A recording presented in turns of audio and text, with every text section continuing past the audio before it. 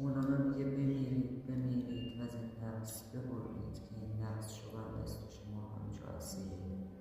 بچه رها کنید، امرد دنبال ذهنتون ندوید، امرد دنبال سرسنهای ذهنتون نرید.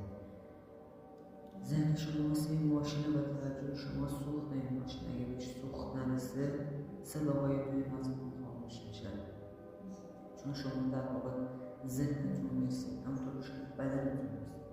شما همون آقایی هستید که توی این تجربه پیدا کردید. پس تو کار خودتون بکن و اجازه بده زندگی مسیر خودش رو بره. زندگی مسیر خودش رو بلده، جهان مسیر خودش رو بلده، کائنات مسیر خودش رو بلده. تو کاری که لازم رو انجام بده و نگران چیزایی که روشون کنترل نداره.